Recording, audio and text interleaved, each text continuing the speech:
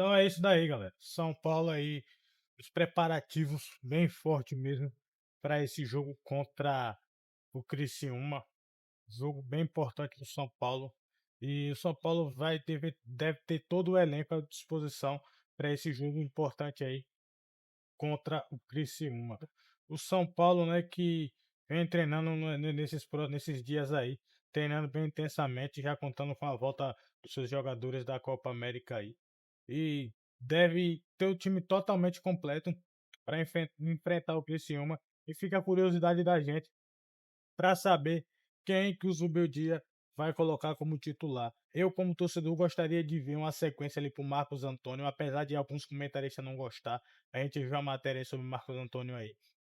E tem até comentarista que fala que pô, Batilha entrega mais do que ele. Eu não acho, porque o time do São Paulo teve essa formatação com o Alisson, de um cara que fosse o meio-campo ali, mas que fosse mais móvel. E o Marcos Antônio se assemelha muito nisso daí com o Alisson. É o jogador que mais se parece com o Alisson. E não é à toa que quando ele entra, ele vai bem e faz o time jogar. E também vamos falar aí da entrevista que o Casares deu, né? Pra TNT, se eu não me engano, foi num podcast, falando desses negócios do São Paulo aí, dizendo sobre as contratações. Thiago Mendes e o Oscar são jogadores que interessam o São Paulo, porém, o São Paulo tá observando é aquilo que eu sempre falando para vocês aqui: molde de contratação. São Paulo só vai contratar jogador que entrar no molde de contratação deles. São Paulo não vai pagar dinheiro exorbitante para tirar jogador de clube algum.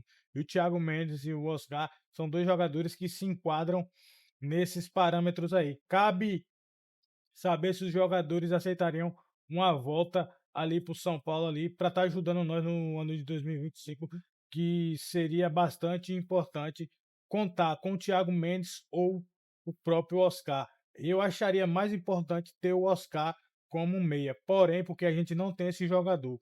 Porque é assim, quando o Pablo Maia e Alisson voltar, se a gente tiver Thiago Mendes, a gente vai ter uma disputa boa ali pelo meio campo, porque tem Bobadilha, tem o próprio Luiz Gustavo, que a gente não sabe se vai renovar, e também tem que ter espaço para alguns garotos da base. Então eu acho que a contratação melhor hoje para o São Paulo seria do meia. Apesar que o Júlio Casares falou que a prioridade do São Paulo são as laterais. Ele disse no podcast que as prioridades do São Paulo são as laterais, que o São Paulo vem sofrendo muito nesses últimos anos com esses laterais aí. Desde a saída do Reinaldo, o São Paulo enfrentou muita dificuldade para achar um que se encaixasse. Achou o Rafinha, porém o Rafinha vem oscilando muito, tendo muita lesão. Rafinha não, o Wellington, desculpa. O Wellington, porém o Wellington não é aquele jogador que veste a camisa e joga bem e tem uma sequência de jogo bom. Não, traduzindo, não é um jogador regular.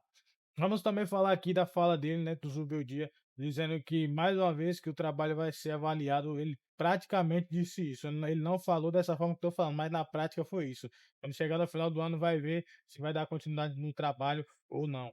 E é aquilo, fica chato porque ele não tá bancando ninguém. E isso daí acaba meio que soando como estranho. É aquilo que eu já falei, que alguns comentaristas falou. Se o São Paulo não classificar para Libertadores direta ou para pré-Libertadores, acredito que seja muito difícil uma permanência do Zubeldia no São Paulo. Mas eu, como São Paulino, acredito que o São Paulo vai se classificar direto. Então é isso aí, galera. Chegamos ao final de mais um vídeo aqui. Até a próxima. Valeu!